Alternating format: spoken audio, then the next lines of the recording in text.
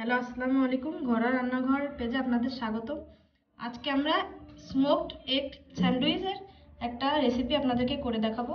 এখনই আমরা এটা বানানোর জন্য কি কি ইনগ্রেডিয়েন্টস লাগবে আপনাদেরকে দেখিয়ে দিচ্ছি।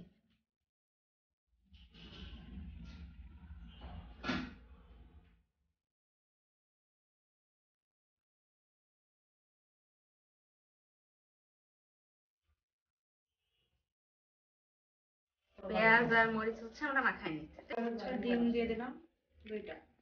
আমাদের পাউরুটির পরিমাণ অনুযায়ী আমরা ডিম দিচ্ছি। এখানে হচ্ছে পাউরুটি আছে মিডিয়াম সাইজের 8 পিস, সেই জন্য আমরা একটু ডিম 2টা দিচ্ছি। যদি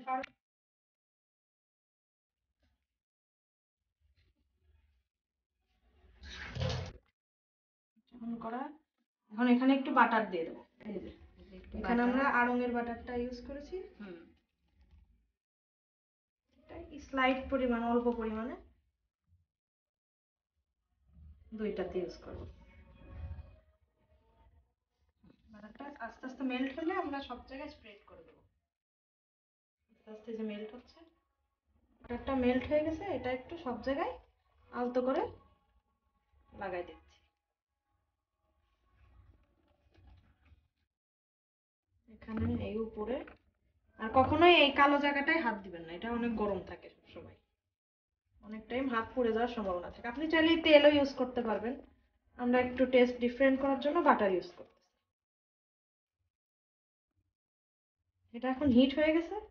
এখন আমরা এটা একটু কিছুক্ষণ বন্ধ রেখে সুইচটা অফ করে দেব। সুইচটা আমরা আবার অন করে নিলাম। এখন এই বাটার 2টা এরকম স্পেস অনুসারে বসিয়ে দিলাম। সুইচটা অফ করে এই কাজটা করলে বেটার হয়, তাহলে পুড়ে যাওয়ার সম্ভাবনা থাকে না। একটু সস স্প্রেড করে দিলাম।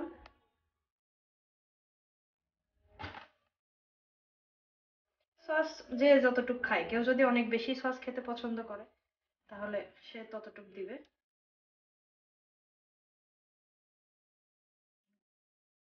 ট্যাঙ্গি ফ্লেভারটা যদি কেউ বেশি চায় তখন একটু সসটা বেশি দিবে, আর যদি কেউ ট্যাঙ্গি ফ্লেভারটা একটু কম চায় তখন সসের পরিমাণটা কমিয়ে দিবে। এটা হচ্ছে আমরা উপরের ব্রেডটা। এটা এবার আমরা হচ্ছে এর নিচে যে ব্রেডটা দেবো এটা ইউজ করব।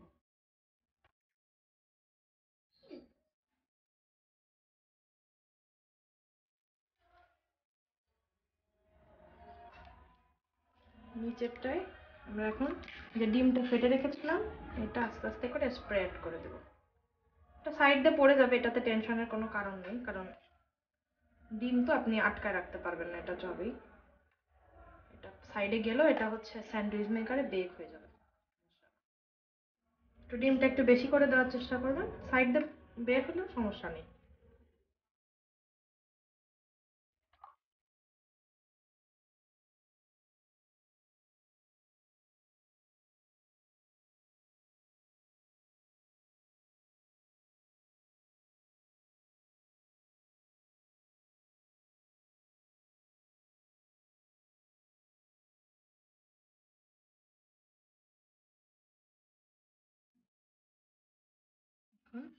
একটা চিজ অ্যাড করবো। আমরা চিজটাকে এখানে এভাবে করে পিস পিস করে দিয়ে দিব। যত বেশি চিজ খাবে সে চিজের পরিমাণটাও তত বেশি দিবে।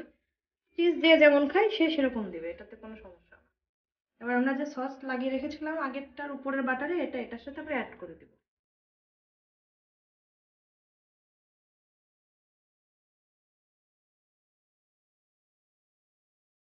সুইচটা অন করে দিব আবার, দিয়ে এটা জাস্ট জোরে করে প্রেস করে দিব, দিয়ে লক করে দিব। এটা হয়ে গেলে এই লাল বাটনটা অটোমেটিকই গ্রিন বাটনে চলে আসবে।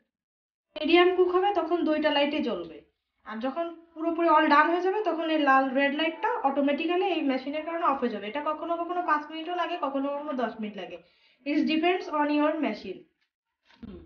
এখন ডান হয়ে গিয়েছে, দেখুন 2টা লাইট জ্বলছিল, এখন একটা লাইট অফ হয়ে একটা অন হয়ে গিয়েছে। এটা আমি এখন আপনাদেরকে খুলে দেখাচ্ছি। দেখুন পারফেক্টলি আমার স্যান্ডউইচটা রান হয়ে গেছে।